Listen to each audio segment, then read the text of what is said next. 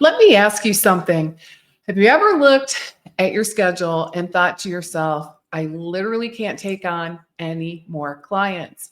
But at the same time, I also can't really afford to slow down.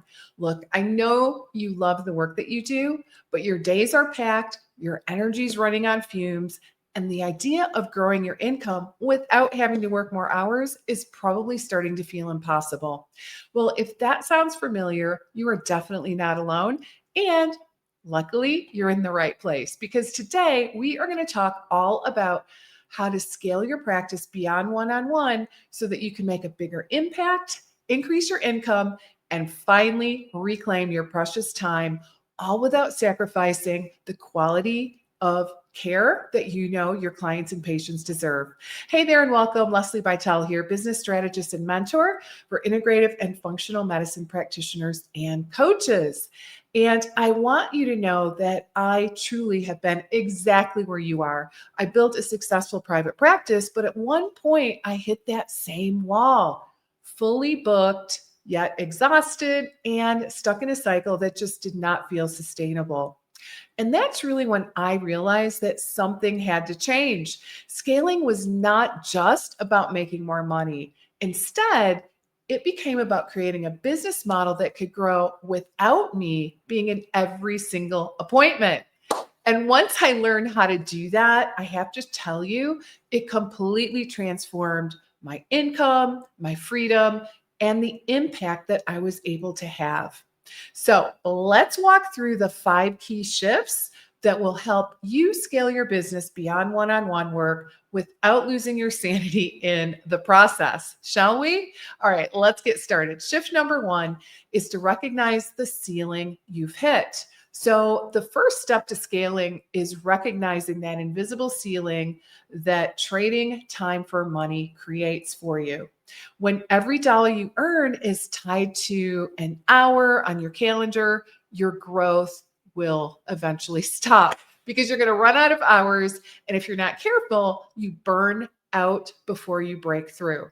So here is the truth. Your income ceiling isn't just about your talent or the amount of effort you put forth.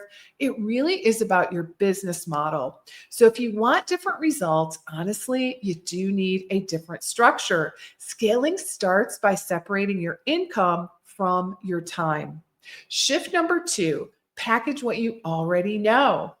Now, I have to say, this is one of my favorite parts of scaling, and that is turning your one on one process into a framework or system that can serve more people. So start by thinking about the process you walk every client through. You probably already have an order, an assessment, testing, recommendations, follow up.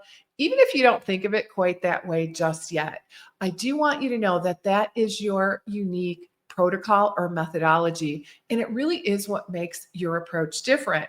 And once you package up that process, maybe into a group program, a course, or even a hybrid model, you can teach, coach, and guide more people all at once without losing that personal touch.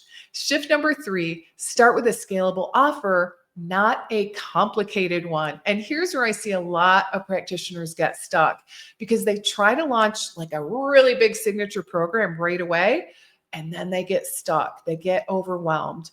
Instead, what I recommend, start simple. Maybe you create a small group version of your one on one program, or even a 4-week workshop series focused on one problem you solve really well with your clients and patients. Please keep the structure lean, test it live, gather feedback, and then refine. Scaling isn't about doing more, it's about doing the right things more efficiently. Shift number 4, use systems to create space. The reality is you can't scale on chaos. If your admin tasks, emails, or scheduling, if that is eating up most of your time, you will never have the space to focus on higher impact work. So instead, why not start by automating what doesn't require you? Things such as client onboarding, scheduling, reminders, even supplement fulfillment, even simple things like automated follow-ups or recurring email sequences. So look, the goal here isn't to replace connection, it's to protect your energy for where it matters most: teaching, mentoring, and building important relationships with your audience. Let's go to shift number 5, and that is shift your identity from practitioner to CEO. Now, this one is a true game changer because when you are used to doing everything yourself, scaling requires a mindset shift. It really does. You have to stop thinking like the practitioner in the business and instead start thinking like the CEO of the business. And that means asking different questions, not how can I squeeze more clients in, fit more patients in, but instead, how can I help more people in less time with better systems? Not how do I work harder, but instead, what needs to work? How can I make this work without me, essentially? So when you start thinking like a CEO, your decision-making process will shift. You prioritize structure, automation, and leverage instead of the hustle. So let's bring all this together, shall we? Scaling beyond one-on-one isn't about abandoning your clients. Of course, instead, it's about creating capacity so that you can help more of them. And I want you to remember these 5 key shifts. Recognize the ceiling you hit, package what you already know, start small and simple, and use systems to create space. And finally, shift from practitioner mindset to CEO. Now, my challenge for you is this. Take 15 minutes today, write down what parts of your process you repeat with almost every client or patient. And that, I believe, is really the foundation for your first scalable offer. Now, if this video hits home, please hit the like button. It really helps to grow the channel and helps me get the word out. And please make sure to hit that subscribe button, only if you want to, so you never miss a new episode in my scaling series for practitioners.